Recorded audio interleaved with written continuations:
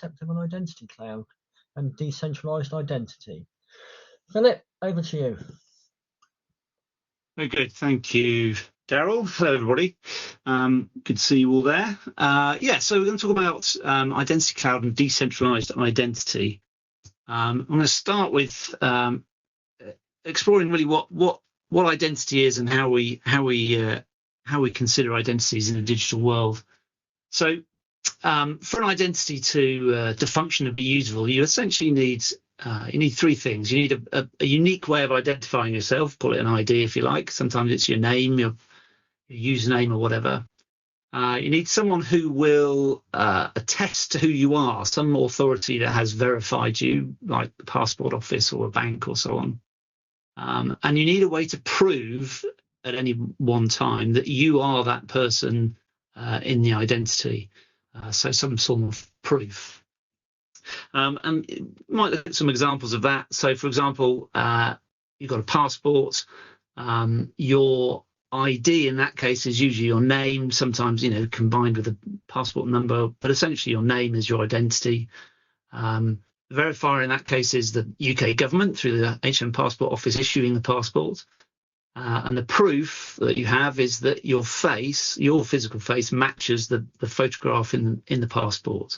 So that then functions as a usable ID. In the case of maybe using a bank, your ID will perhaps be your name and address as a way of uniquely identifying you.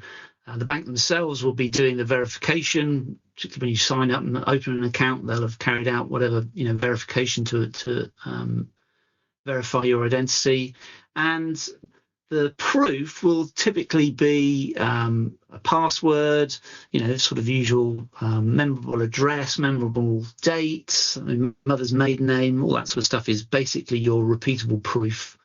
In the online world, in terms of accounts and the like, maybe with Facebook, for example, your identity is going to be, in this case, got to be your email. Facebook do the verification of you. Obviously, they do virtually no verification of individuals. And then the proof in that case is simple password. So those are the elements that go to make an identity, which is a unique identifier, someone to attest to who you are, and some reusable proof for you to be to show that you are that particular identity. And sadly, these things aren't singular. So unfortunately, I as an individual, even though I am an individual, I have, and I did count them this morning, I have 286 separate digital identities that deal with all the different businesses that I have accounts with and identities with. And every single one of them insists on me having a separate and identity that's defined and managed by them, which is a bit of a rubbish situation to be in. So what is a decentralized identity? I suppose in its simplest form, it's a way of addressing that issue, really, that I have all these different accounts and relationships with organizations and businesses, and they all have a way of identifying me, which is specific to them. So, Netflix, they have their account, they define what my username's got to be, they control and use my password and store it. Same with all these other organizations, and hence my 286 different identities. But consider when I travel abroad, for example, if I fly to America, turn up at JFK in New York, America doesn't issue me a passport in order to identify me. They accept that I bring an identity with me in the form of my British passport. And I use that to identify myself. Similarly, if I go to France or fly to Germany or wherever, none of those places, organizations, issue me an identity in order for them to identify me. And in that sense, I have a decentralized identity by way of my passport, which sounds a little bit counterintuitive, but it effectively operates as an independent identity that I can use in multiple different places. And so the kind of the essence of a decentralized identity is that my ID is not defined owned and controlled by the companies or organizations that I'm dealing with. There's also a recognized authority that's verified who I am. In the case of passport, it's the UK government, obviously. And I have some, it has some repeatably usable proof that I in person am that actual identity that I'm claiming. And in the case of passport, as I said earlier, it's that your face matches the picture in the passport. So that decentralized identity effectively takes ownership and control of a person's multiple identities away from those businesses and gives that person a single identity. So that means the businesses are no longer dictating the details of my ID. They're no longer storing my password and other personal information that is the proof of who I am. And they no longer need to know any of my personal details in order to verify who I am. So a decentralized identity then operates separately from these businesses and allows me to operate where my ID is singular and gives me control of it, rather than all of those different organizations, countries, businesses creating, managing, storing, and potentially losing and misusing my identity.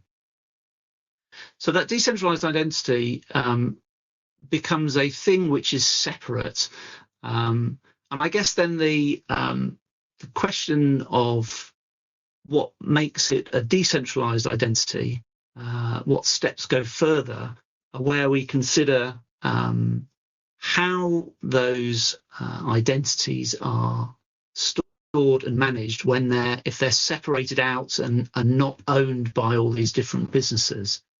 And the way that ideally works in a truly decentralized fashion is that there are multiple independent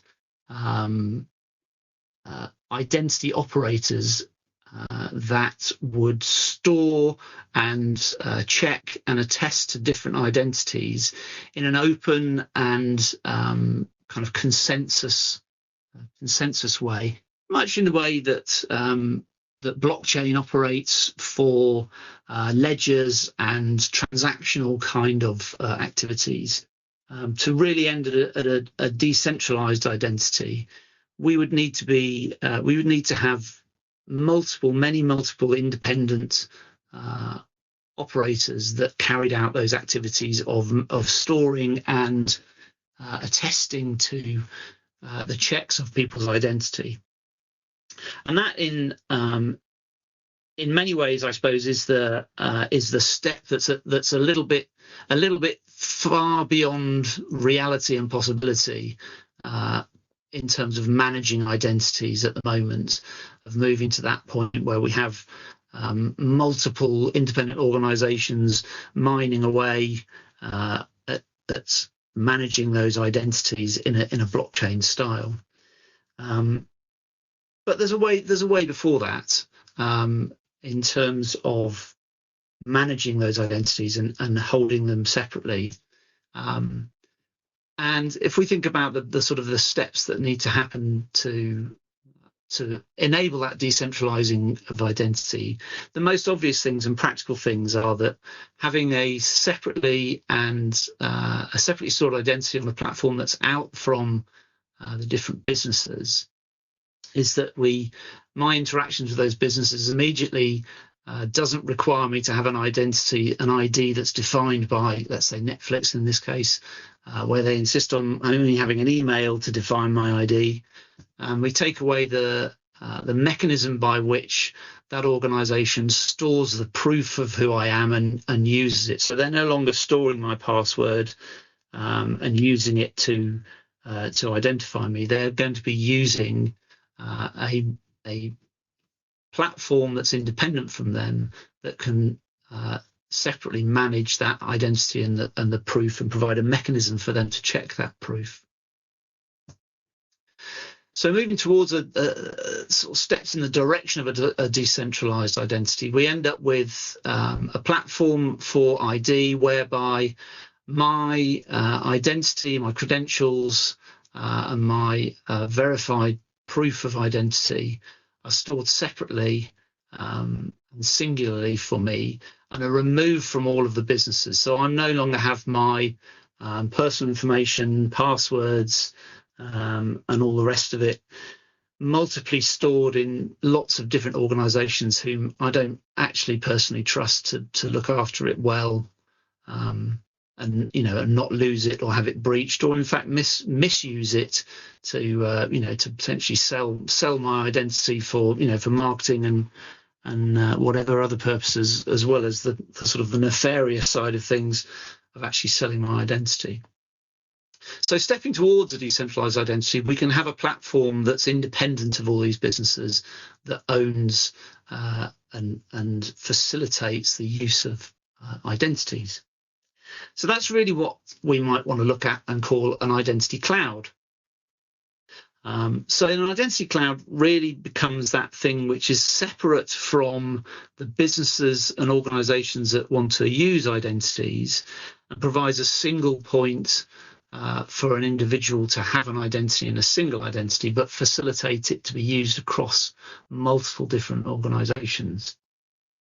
Now, there are lots of quite a few suppliers of identity cloud products around at the moment. Now, unfortunately, what they all do is actually provide an identity cloud which is given to the organization or businesses that want to use identity, which kind of isn't really achieving anything in terms of decentralizing and providing a more singular and secure way for me to deal with an identity. It's just really facilitating an easier way for a business to manage all of the identities of customers that it's got. So it doesn't really achieve anything towards decentralizing identity.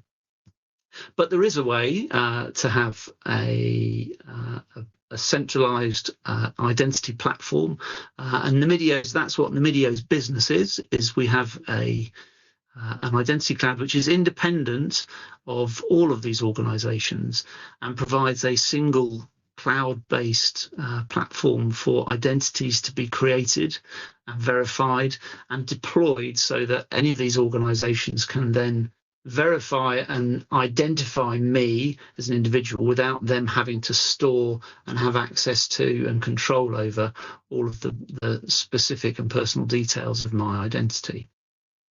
So that's the practical reality of what we can actually achieve today. And just to sort of sum up really the benefits of moving towards that, and stopping, I suppose this is stopping at the going all the way to decentralizing and having the sort of blockchain style infrastructure to prove identity, but to stay at a independent cloud-based identity platform, is it makes life much easier for the user. For me as an individual, I have one identity which reflects me as an individual, rather than 286 different separate identities that I have to try and remember and bring into play whenever I want to interact with these different businesses. So it also gives me greater privacy as an individual. My information is only stored in one place, securely put in a place which is dedicated to looking after that information, rather than being disseminated around a load of different organizations whose prime reason and skill base is not looking after my personal information. And hence it's also, from a user's perspective, this is a very secure and sound way of managing my personal information. From an organization's perspective, the benefits of that, it certainly reduces complexity. So they're no longer having to have a mechanism for creating and verifying identities, and certainly don't have to have the infrastructure to store and manage the secrets and the passwords and all the rest of the information used to authenticate who I am. So they have considerably reduced complexity in their infrastructure, and obviously a massively lower risk of suffering a data breach. Having no longer stored all my personal information, they're not at risk of losing it. And the byproduct of that is that individuals will have a much stronger trust relationship with a business when they know that that business doesn't have access to use, misuse, or misplace their personal information. So they get a benefit of having a much stronger trusted relationship with their end users. So that's my summary of decentralized identity and where we can move towards that in the current day. Thanks for that, Philip. I suppose decentralised in some ways is probably not the right word to use for that, to be honest. But yeah, thanks for that overview. Couple of questions there. So, will having a centralised identity system take us back to an Orwellian control type environment? Well, yes. I guess there's a few ways of thinking about that. From one perspective, I look at it and think, well, you have to have an identity, and it has to be managed somewhere. And as long as I'm not doing anything nefarious or badly behaving, then I actually want my identity to be managed centrally, and I want it to be consistently managed, and I want it to not be under the control of numerous separate businesses potentially misusing it and misplacing it. So I guess I'm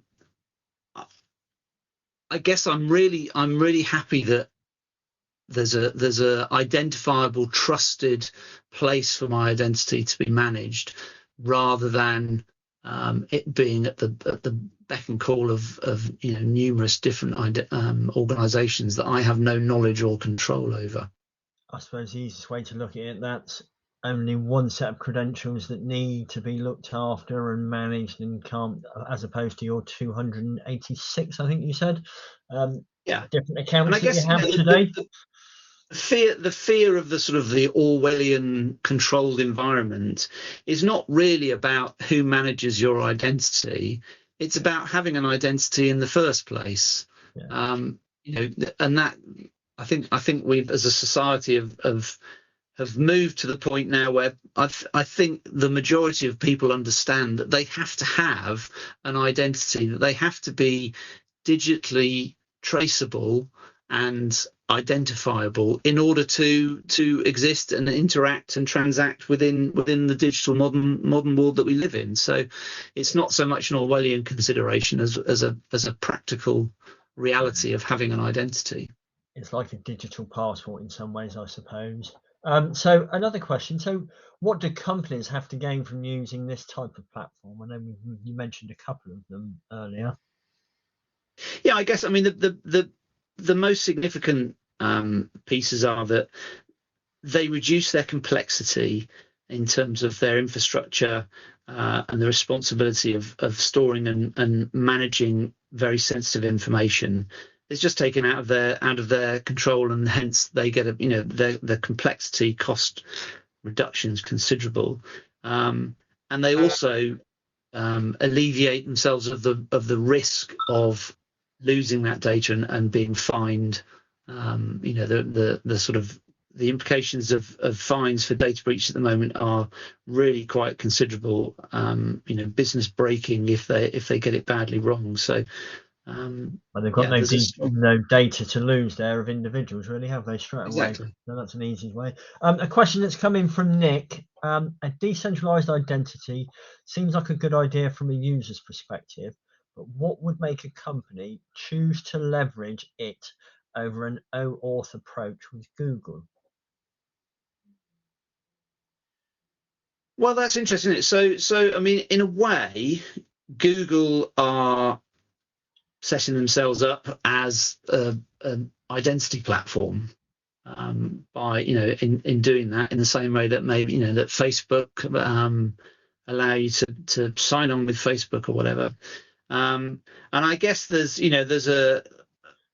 really then a sort of a trust and a credibility consideration in terms of do you want do you want a commercial business organization whose main interest is in managing information about individuals and knowing everything about individuals? Do you want them to be the sort of center point of managing and owning your customers' personal identity information? I'd certainly say that is a step in the positive direction in terms of security and the credibility of managing those identities. But it really puts in question in my mind that they're not an independent authority to own the identity, if you like. Yeah, the main crux of their business sort of lays elsewhere, I suppose, in that aspect. Yeah, they want to know about everything about you and everything that you do in order to monetize you, and that's the basis of their entire business. So, this leads on to another question. What implications does that bring for identity providers to protect the information here? Well, clearly, if you're an identity business, if you're in the business solely and singularly of managing and storing identities, then you clearly need to have a security first focus on the strength and the credibility of how you store and protect that information. And it's one of those things. It's potentially slightly counterintuitive to have people look at these things where they might sort of look at it and say, well, it's a bit of a honeypot risk of making yourself a target by being the place where identities are stored. But the reality is that at the moment your identities are stored by people who really don't know the first thing about how to protect them. Well, it's not they don't know the first thing, but they are vulnerable because it's not the center of their business. A business as credible as Yahoo, technically a superb business in terms of how they're formed and created from a technical perspective, but managing identities is pretty low down on their list of priorities, except they've one of the classic breaches where they've lost many millions of identities because they weren't securing them. So I guess the point is that you want to see for those identity providers that they are singularly and expertly focused on the security of the information that they manage. Are there any open standards for this to be easy for organizations to adopt, though? There are many standards covering all sorts of different aspects of it. Nick mentioned one there in his question about OAuth in terms of some of them, the mechanics of facilitating identity and authorizing individuals. Too numerous to mention. There are also up at a sort of, I suppose, at the other end of the scale, at sort of governmental level, there are not so much standards because it's a bit too early in the world for having government standards, but there are certainly policy papers and directional indications of how identity should be managed and the parts that different players will be allowed to have to participate in that at a government level. All right, perfect. So one final question, because we're coming close to the half an hour now. Is biometrics a way forward for identity? And do you think for this more modern sort of day usage? So yeah, I haven't really sort of talked about biometrics in what we've talked about there, and decentralized identity and running identity clouds doesn't mandate that you use biometrics, but I think everybody recognizes that the ridiculous simplicity of having passwords is such a vulnerability, and the mechanics of trying to do multiple MFA, multi-factor authentications, to try and increase that security, which is still just layering more inconvenience and complexity on top of a basic model of a broken password. Just to me lends it to say biometrics is really the way forward. That it's so easy to facilitate for individuals to use, so much more secure. I would say they should form the basis of any serious identity mechanism going forward. And it's something you always have with you if you're talking about biometrics as well. So thank you very much, Philip. That's been really helpful. I know this wasn't a deep technical dive. It was just an introduction really to this topic. So we will be running a next webinar probably next month, and the topic is looking to be security reasons for using an identity cloud. Any other questions, please visit our website, www.nomidio.com. I'm just going to pop those details in the chat, and also my contact details. So if you wanted any further information, please feel free to either message me or call me at the number in the chat. So thank you all for your time today. Thank you, Philip, for taking the time out to put that together. And as I said, we will send out, or I'll send out the link in the next sort of 24 to 48 hours of the recording of this. Thank you very much. Have a good day.